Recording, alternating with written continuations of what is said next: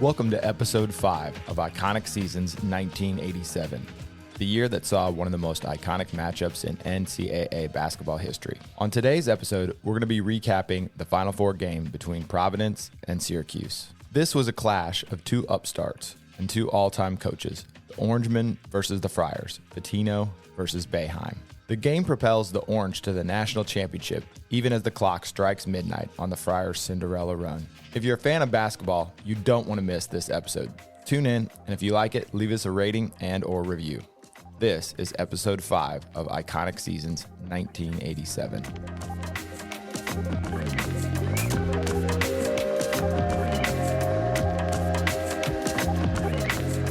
All right, we're talking Syracuse Providence today. I'm excited about this because I think both these teams really came into this game with a lot of gusto, and Providence was absolutely out of their minds shooting the basketball, and they're coming into this giant dome, and they kind of set the scene up as not a great shooting place, and what happens? Yeah, I mean, they definitely did not shoot very well. No. That is for sure, but They are only 2 of 11 here in the early minutes of this national semifinal. Donovan. Still cold. Time without committing a foul. Players are kind of exhausted here. Been a little mental fatigue early. I think the other part of this was the former assistant coach going against For his sure. head coach. Going into this, Pitino was 0-4 against Boeheim, and so during the season they already had lost twice to them. I thought it was 3. I think it was 3 times because they lost twice the regular season, No, this once was in the the third Big time. East. This is the third time. Third Okay. time, yeah. That's tough And they to were beat saying one like team. you can't. Third time's really hard to beat a team 3 times in 1 year. Right. And they really thought that after the second game wasn't as close as the first one, but their backup point guard was out, and he was back, and they thought with him Oh, yeah, that that's right. maybe he would take them over the hump and give them a chance to win. And he had a bunch of like scoring aptitude in the game before. He really like turned it on, and he's kind of a little different. He's about the same size as Donovan, but like that real burst of athleticism. So not as much of a shooter, but could really get to the basket. Like he could move, and he made some moves in this game that kind of showed you what they were talking about, but never ended up having impact. That As a highlight for Providence in this game, he probably was their highlight. I think right? so. I mean, he had 18 points. yeah, that's what I mean. But Donovan just didn't. Like, he came in on fire, and I think they said he was averaging about 26 points in a tournament. Yeah. And he had 8.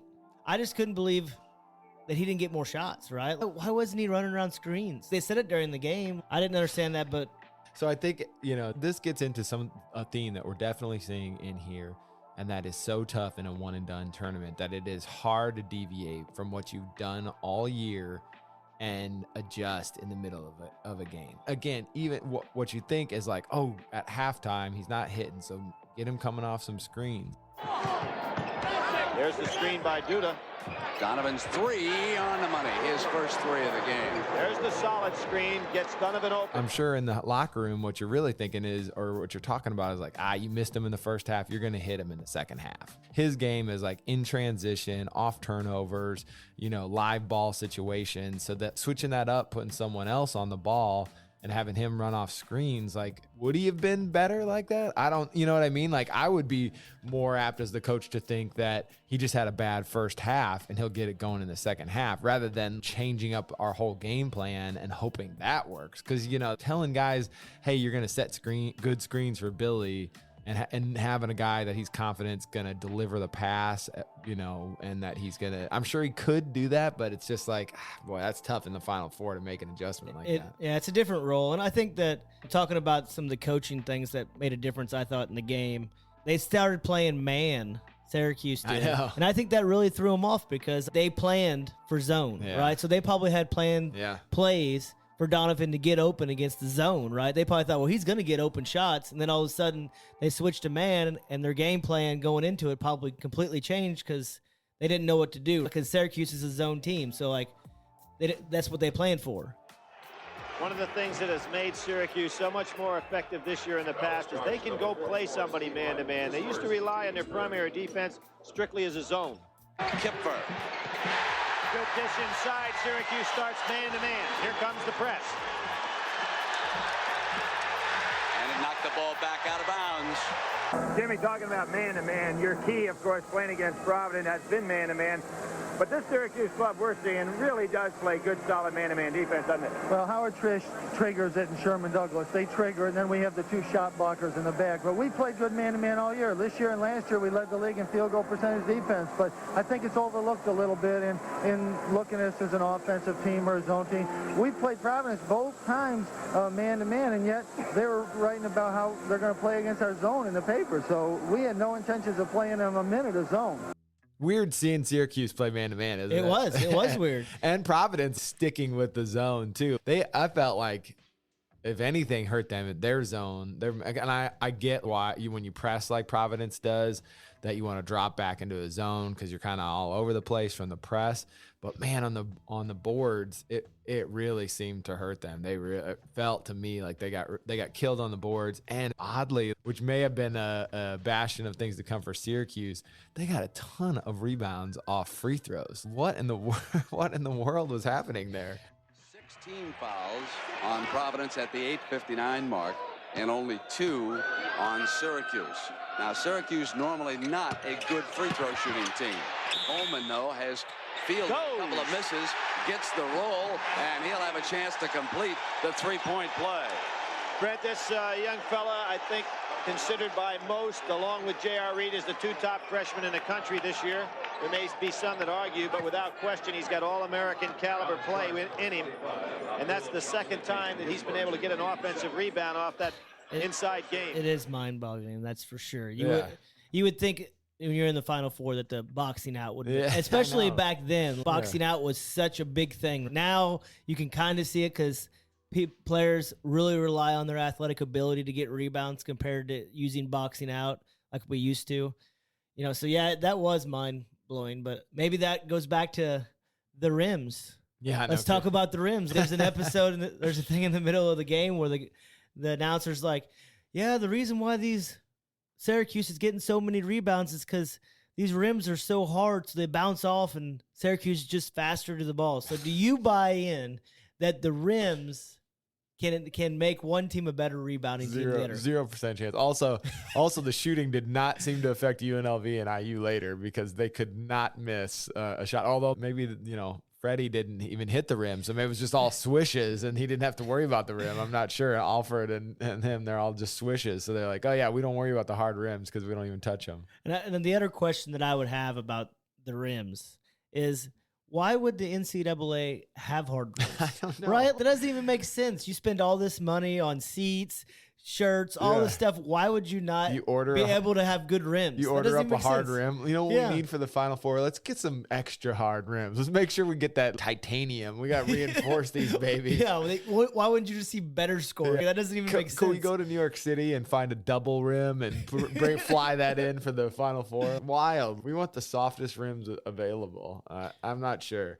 Certainly seems like an interesting choice. And I don't know who... it's the announcer saying it, so it's funny. Where did they get that information from? I know. So, if they knew going into the tournament that they were going to have hard rims, then why would they not fix it? So, that's just... It's funny. Doesn't make any sense. Funny but it was funny they used that as the For rebound. sure. Syracuse is dominating the boards because of the rims. For sure. And Mike Krzyzewski of Duke. Gentlemen, thank you for joining me. What did you think of the first half, Coach Crum? Well, I felt Syracuse was way too strong inside. I think their rebounding, they just dominated the play inside. And if you played in a dome before, you know that the outside shooting is usually a little bit difficult, and that's what Providence had lived by. And I didn't feel that they'd have a good shooting percentage here. You attribute that to the depth perception? Because everything's so far away behind the basket. Just different. Syracuse, of course, plays in the dome, so they're used to it. Mike, who matches up better now for Syracuse between UNLV and Indiana? Which team do you think would favor a matchup for Syracuse? Well, that's why I'm wearing Indiana button. I want Indiana to be in there no matter what the matchup is. I think Syracuse will give trouble to both teams because of their inside strength, like Denny had said. I thought a key kid in that ball game, I don't know what you guys mentioned, but Trish had 3 big offensive rebounds in the game, and it seemed that, especially that three-point play, when it was going to look like Providence was going to come through, that was, I think, the big play of the game. So what jumped out to you to start the game out? Well, I don't know if it jumped out. They were extremely slow, both teams. They both seemed like they were they were both extremely nervous. Yeah. And you could tell they were missing shots they shouldn't miss. And for a while there, I was like, when's the scoring coming? Yeah. You know, I think it was like about 6 minutes in, and it wasn't a very high scoring game. It was like 8-6 or something crazy. And then they started hitting some shots, and what jumped out to me is Syracuse had some size down there. Yeah. They were big boys. Big. Yeah. Yeah. Coleman and Cycli. And I mean, Coleman is an unbelievable as a freshman. Like that guy looks, you can see why he would later become a high draft pick. And despite maybe not loving basketball enough to become great, he had all the physical tools to be an absolute. He was definitely the prototypical extreme athlete that can take advantage of being just a Zion type. It's just wingspan. Crazy athletic. Yep. 7-foot wingspan. Great. His movements are very fluid. That's the difference between him and Cycli is Coleman's movement is just a fluid athlete. He's moving all over the court with no hesitation. Cycli was actually, of all the Syracuse guys, he was probably the one that was the most off in this game to start. He seemed uncomfortable and just awkward, and he got one dunk in the first half that was, kind of really threw it down. But besides that, he just didn't look too great against Providence, which I thought was pretty odd. And the thing about that was I was looking for him to see what he would do the first half, because they had said that he had averaged I want to say 26 points in the tournament. Yeah. So coming in, he was their beast, right? Yeah, I was he's their stud. This guy's just going to dominate. And the first half, not so much. He really didn't do that. I mean, much. It's a good thing. It kept Providence into it, because looking at the score and thinking about the game, I kind of remembered this as an afterthought. But it's a good game. It's back and forth. It's pretty close. Providence's press is causing turnovers. It's doing what it needs to do. They just could not get their shots falling, but they never really felt out of it. And then in the second half, they got into that weird zone where it's it seemed like they could never get over the hump. We'll talk about the fight. They go on a little run after the fight, but besides that, it didn't seem like they had enough juice to get over the hump. Providence had a lot of good looks, and they were a good shooting team. They just really couldn't make coming in they couldn't hit anything. 50% from three coming into the game. It was just nuts. That's why during the game they probably didn't change their game plan, because they've been doing it all season and they're getting the shots they want. They're just missing it, right? So if they just hit half their threes the first half, then maybe it's a totally different game. Syracuse really wasn't pressed to worry about losing. They really had control most of the game. It was closer in the first half, but I still felt like they had the control, right? You still thought they were going to win, so it would have been nice to see what would have happened. But that's what happens with 3-point shooting teams. Sometimes you're on, sometimes you're off. And they didn't have a big guy down there like Syracuse to keep him in the game. Cycli and Coleman, just too much for Providence inside. The lob to Coleman. Barking defensive calls. Douglas to Cycli. Swish underneath. Set play for the lob that time to Ronnie Cycli. Ronnie, how do you dominate this team so? Well, Providence, you can never dominate Providence because they're such a pesky team inside. They don't give you anything. They frustrate you inside. If you do have a layup, they're gonna foul you and make you earn it on the foul line. And it's just I'm glad this game is over with, and hopefully we'll play against a man-to-man team, and that'll be much better. So let's go ahead and transition. You didn't like Duda into what aged the best? Well, I got the lob dunks, man. Oh gosh, that was awesome. although his announcing about the lob dunks did not age so well. That should be illegal. He was so mad about throwing it above the cylinder. You can't put it above the cylinder. I'm like, wait, why? Well, I think what he was trying to say was he's trying to say it's like a shot. The cylinder that you but can't. If it doesn't hit the rim, what are we talking about? It's just a nicely placed pass. It looked awesome. Oh, that brought so much more. This game was not exciting because of defense, right? He gets called for an offensive foul on the first one, doesn't he, Coleman? I think it was the first one, but he did get called for one. Yeah, he runs baseline. They throw this lob to him. He goes up and gets it. He gets called for the foul somehow. A guy's underneath him.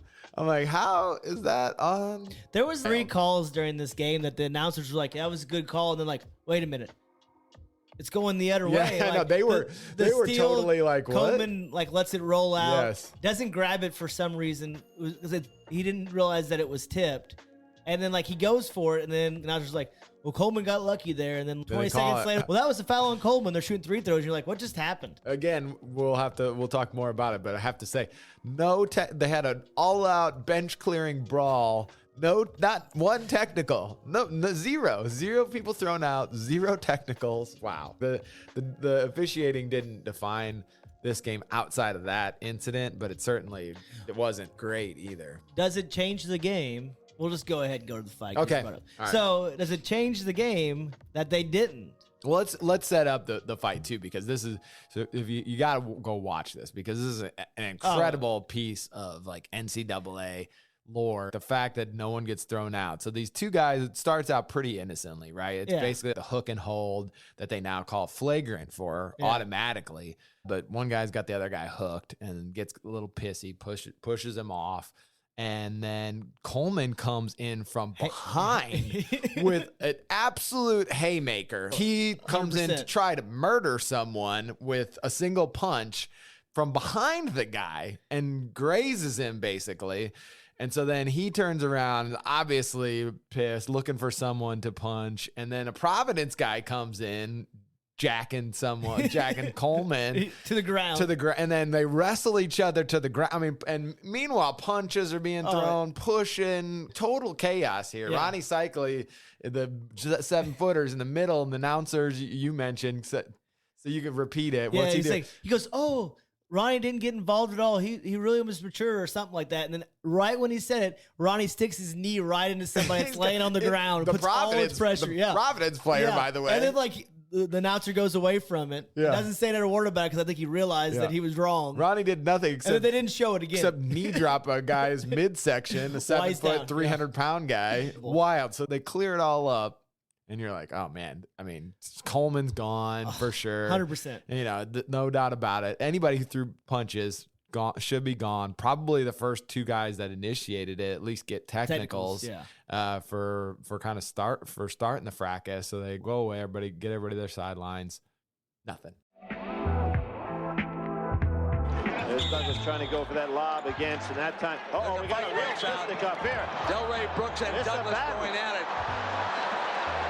I mean, we're seeing some fists thrown there. And now, Delray and Douglas are not down on the ground. I'll tell you, that one exploded. Normally, Brent, when a fist is thrown like that, somebody goes, but it happens so quickly, I don't think the referees are going to throw somebody out. Place in the game here between Syracuse and Providence. This was one brief altercation. No technicals were called. There you see a punch flying and landing in there.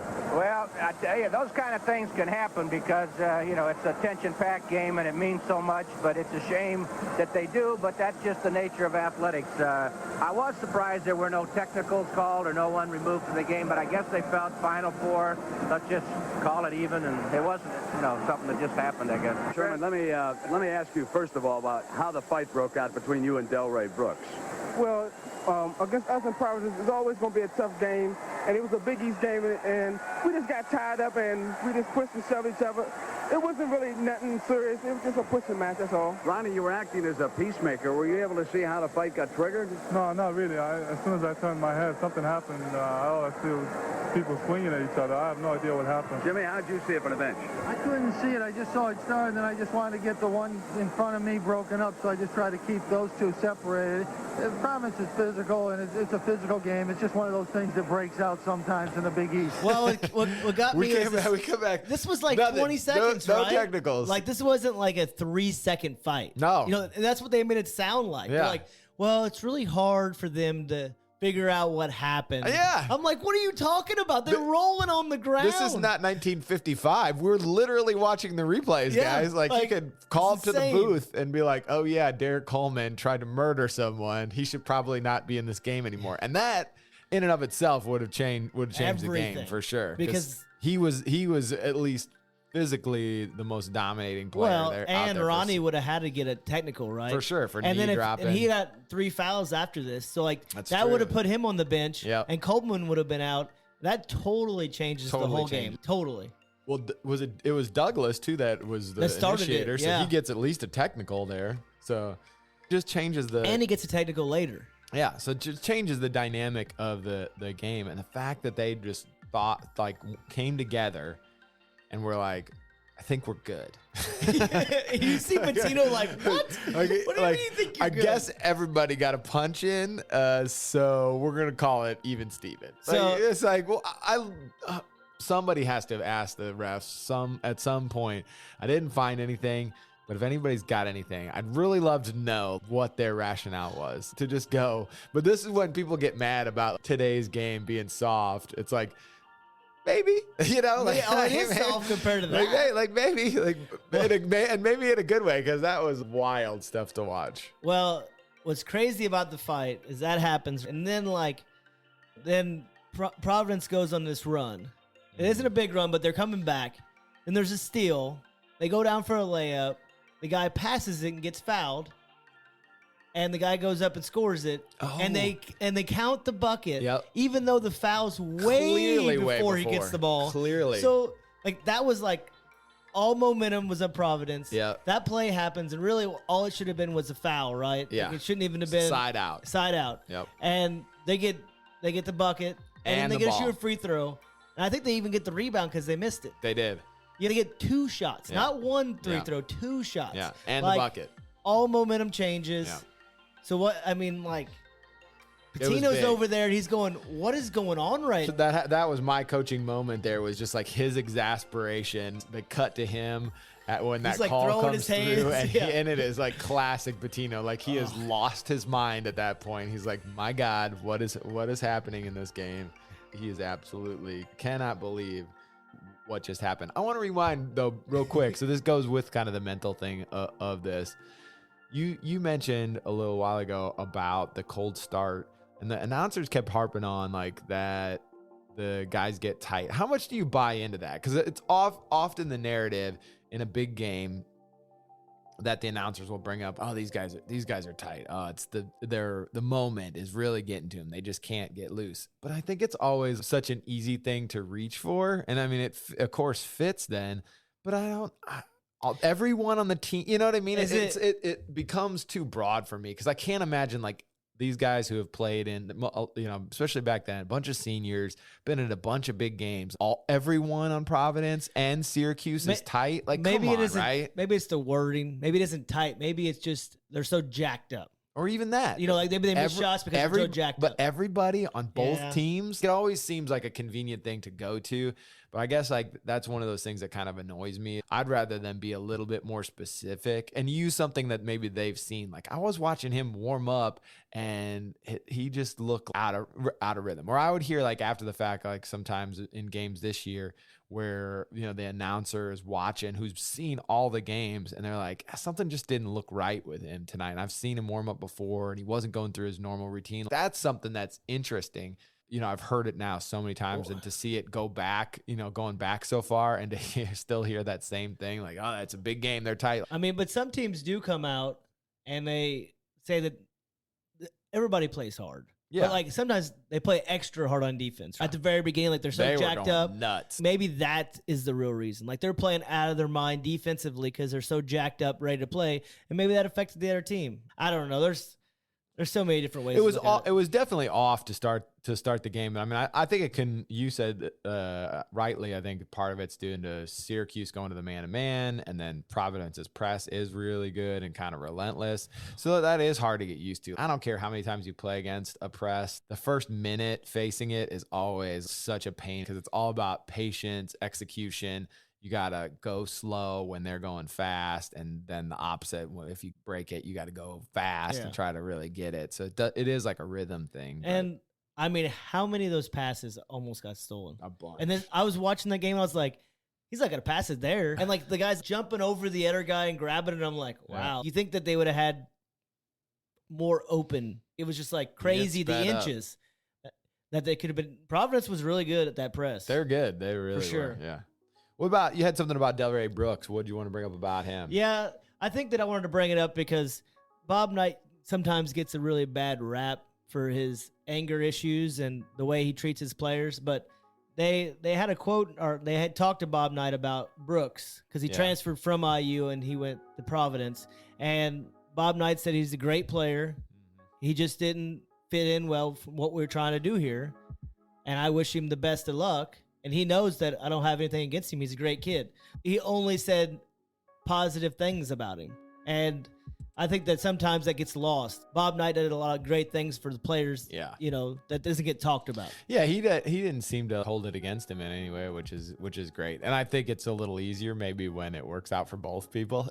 Well, yeah, but that was before the game. It was. They might have had a chance to play him in the next game, the national championship But game. I'm saying you're in the Final Four, so it's a little nice. It's a little easier to be. He was in a good mood. Yeah, exactly. It's a little easier to be giving in those situations. It's like, yeah, we both made it to the Final Four. Good for him. If IU had lost in the first round again and Brooks was in the Final Four and Knight was fishing, I'm not sure if you would have got the same response. Probably not. If you really needed him, he shot us in the back.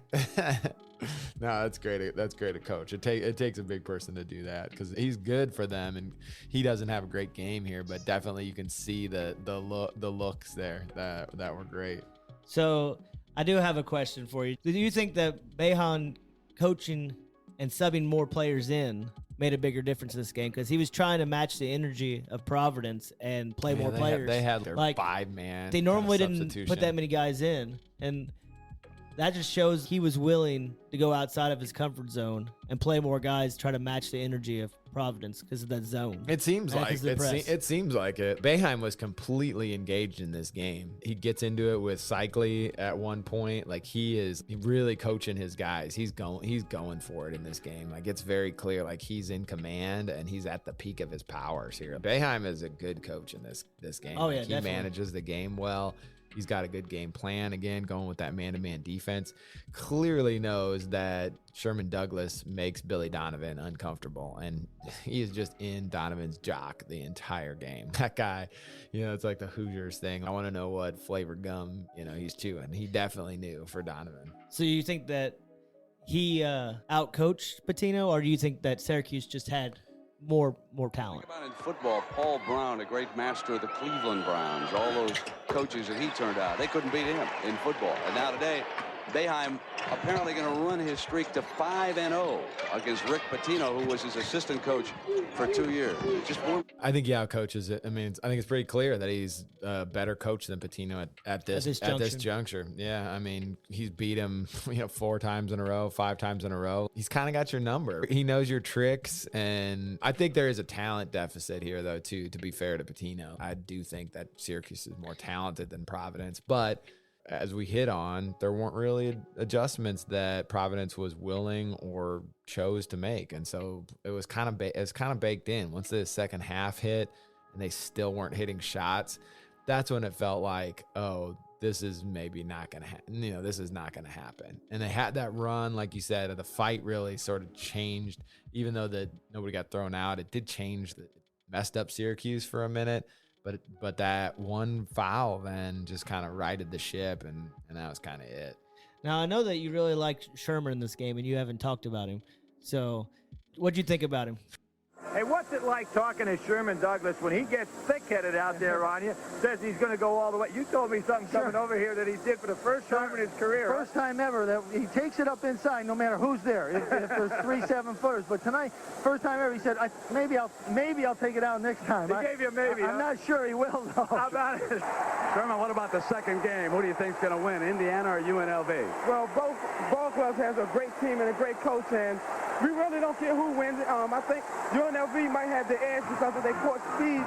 We're just glad to be here.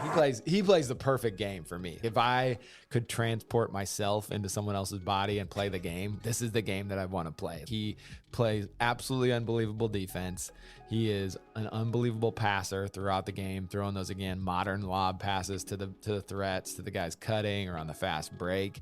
He's scoring himself. He dominates the game in so many ways. Like, his imprint on this game is undeniable. Yeah, I thought he was really good too. I know you really liked him. That's why. Yeah, for sure.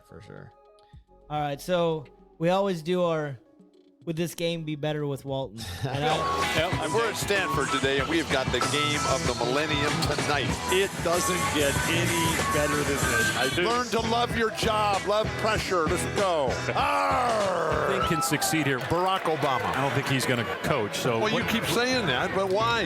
Why are you so negative? Why do you just turn down? Party on. It's a wonderful day. It's Oregon. The sun was out. Come on. I personally believe that it would have been. I would have loved to heard Walton talk about the fight. Oh, like that would have been instant classic. He would have not have been like, oh, they just didn't see it. Would he have been out there trying to break it up? He maybe. You don't know. Like, guys, oh my gosh, can you believe this? This is WWF out here. And I would have loved to hear him with the foul that we talked about earlier. Gosh. That would have been unbelievable. And the lobs. I think he would have been like, did you see me about tore the rim down on that one? He definitely, too, wouldn't have been complaining about the passes. That was probably the most disappointed I was in one of the announcers was complaining about it was a beautiful play. If you think that it's not legal, just call the rules committee about that. I'm watching the game for the excitement of it, not for your opinion on it. They get into that in the NBA sometimes too, still, where Van Gundy or someone will throw out there, I don't like charges, and it's just like, all right, I've heard that a few times now, buddy. And it's just, I'd rather have the announcers talking about what's cool, like you said, like the Walton part of it. I think they were just more professional back then. I mean, not in a bad way. It was cut like they were going to learn about everybody. They were going to talk about it like it wasn't. They were there just to give information. I agree. And not to give excitement and add to the game. But then they shouldn't have taken away from the game. Oh, no, exactly. By calling out. And that was new, though, right? The lobs wasn't really that frequent back then. Yeah, well, I mean, I think that the lobs had been around. I think that just the execution of it was obviously something that he wasn't accustomed to, because it seemed his placement of it was so exact that seemed to throw him off. But I mean, a pass is a pass. Either you're shooting it or you're passing it. It's clear that he's not in a shooting motion. So I don't know how that would be illegal in any way. If it was a shot that the guy grabbed or it hit the rim, it hit the rim and it was, I could see it then. I just didn't like how he framed it up. How do you think this game transitioned in for the national title? Oh, that's what I think that for me, I would have been extremely pumped because Syracuse is going into this national championship game. And I'll be honest, I would think that Syracuse would have the advantage with Coleman and Ronnie down there and Douglas. But Indiana does take down UNLV, which it was a giant for them to take down too. So it's kind of like you got a hot team versus kind of, I think the coaching thing flips too. I think there's like confidence to Boeheim in this. He's beat up Pitino all those times, and now it's Knight coming in here. Oh yeah, he's got 2 national champions. He's got Alford leading the way. He's got seniors underneath too in Garrett. I think that the moxie that they come in with is a little bit different. But again, it ends up in a coin flip. So they still do. They come in and this Syracuse team is absolutely legit. And we haven't even talked about a bunch of the guys. Monroe was awesome, and they have a bunch of guys contributing. So this is an absolutely dynamic Syracuse team, and had every right to win a national championship. If it comes down to one shot, they definitely could have beat IU. And if it hadn't been for Alford absolutely bombing away from 3, we can't talk about that. We don't know about it. We're getting there. We're getting there. Yeah, we're getting there. Let's snap back for a moment to last year's tournament. Do you remember the 2 most embarrassing defeats? Sure. Number 1 was up in the Carrier Dome. Jim Boeheim, the Syracuse team, they were roundly criticized for losing to the Naval Academy. Then there was that stunning upset of Indiana by Cleveland State. Cleveland State turning out to be a little bit better team than you might have imagined. Who would have guessed or bet at the time that both Indiana and Syracuse would rise from those ashes and make it to the Final Four? Thank you for joining us for this look back at the Syracuse versus Providence Final Four game. Iconic Seasons is a Principal podcast production. I'm your host and executive producer, Aaron Meyer. Special thanks to all our guests for sharing their journeys and insights. If you enjoyed this series, head over to Apple Podcasts, Spotify, YouTube, or wherever you get your podcasts, and follow the show. Make sure you leave us a rating and review. It really helps us and helps others discover the show. If you're interested in a bonus episode, send us your questions via email. Our email address is hardwoodhistory@gmail.com. Thanks again for listening. We'll be back with episode 6, UNLV Storytelling.